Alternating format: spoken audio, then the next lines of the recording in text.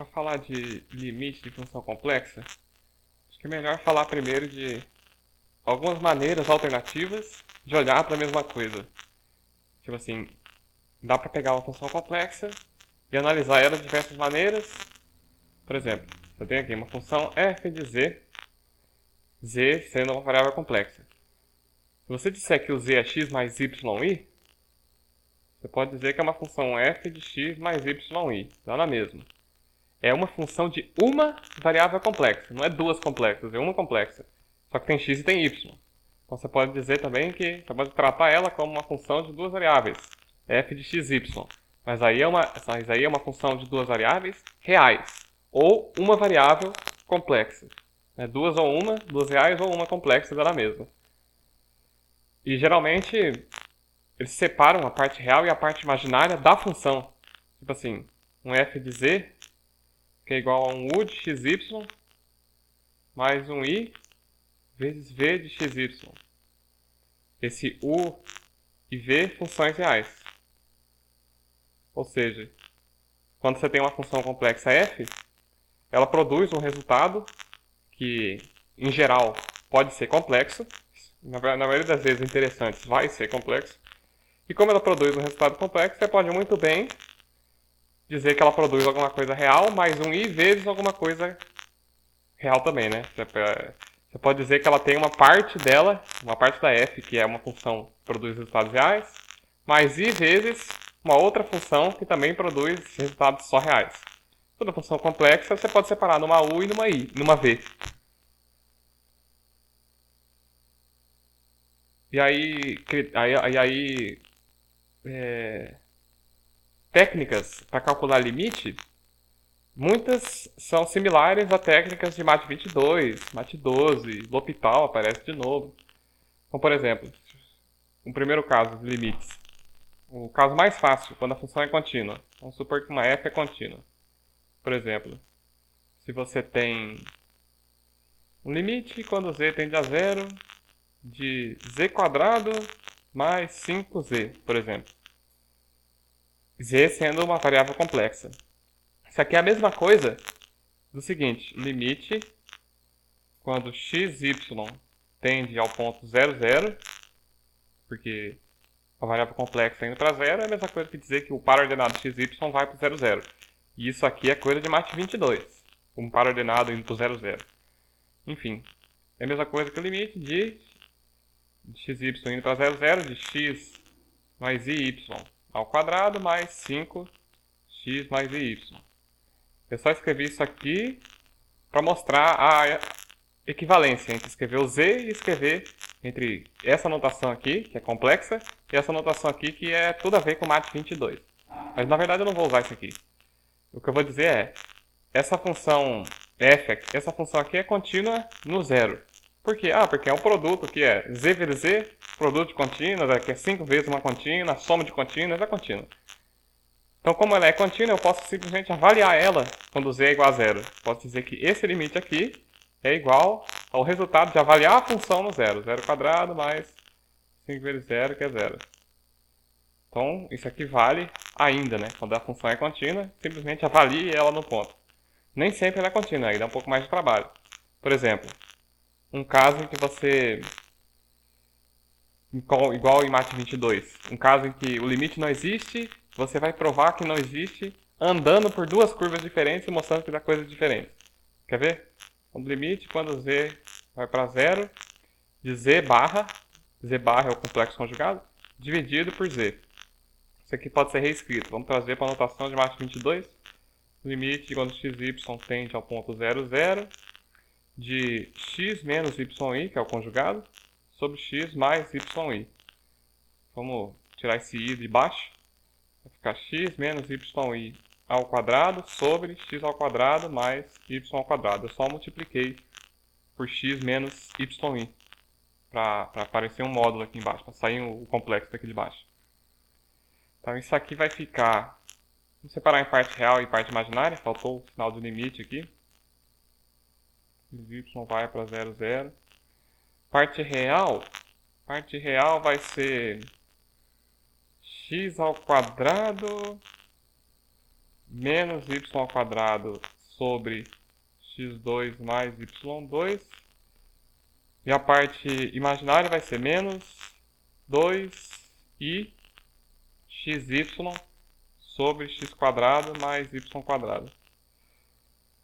Apesar de que eu não falei, é válido você argumentar que o limite da função aqui, z barra sobre z, só existe caso o limite da u e o limite da v existam separadamente. E aqui eu fiz justamente essa separação entre u e v. Essa aqui seria a minha u, essa aqui seria a minha v. U é a parte real do resultado da função, v é a parte imaginária, sem o i, né? A parte imaginária do resultado da função. Faltou o sinal de limite de novo. Só escrever linha aqui, você sabe que quando xy vai para a origem. Agora, na verdade eu sei que esse negócio não vai ter um limite.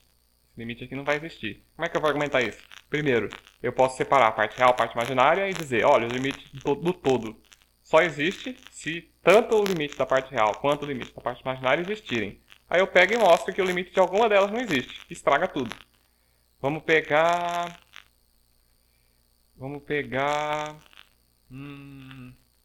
a parte imaginária.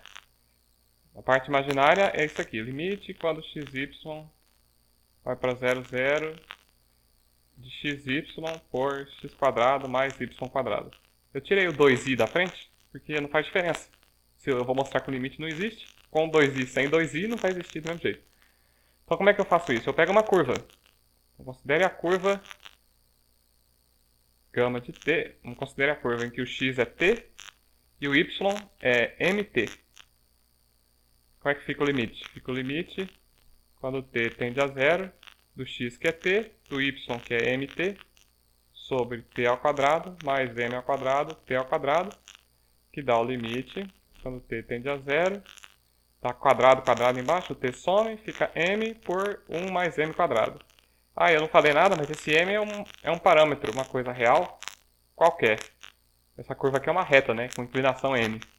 Aí você vê, se eu mudar o m, para cada valor de m que eu possa escolher, t meio t, ou então t 1/3 de t, ou então t 5t. Cada valor de m, esse limite aqui dá uma coisa diferente.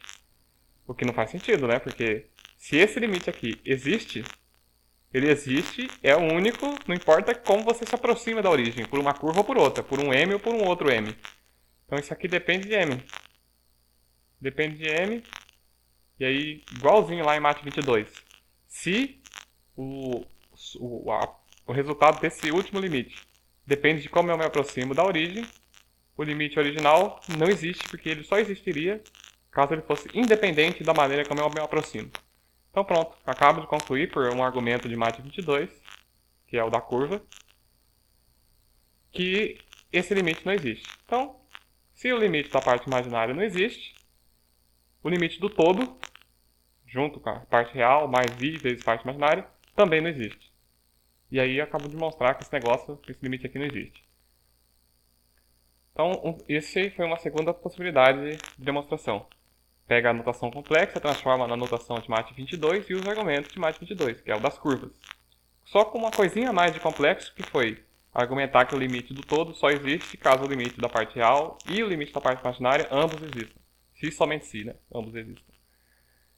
Uma outra possível argumentação também vai em Mate 22, aquela história de o limite de uma função vezes outra que é limitada dá alguma coisa, né? Por exemplo, se você tiver o limite quando x mais y vai para 0, que é a notação complexa, de x ao cubo y por x quadrado mais y quadrado, mais y seno de 1 sobre x quadrado mais y quadrado. Então, uma notação meio complexa, quase indo para Mate 22. Mais uma vez, eu posso argumentar que o limite só existe caso os limites da parte real e imaginária existam. E agora eu vou argumentar como é que eu sei que o limite, tanto na parte real quanto na parte imaginária, existem. O da parte real, se você olhar, ele é x vezes xy,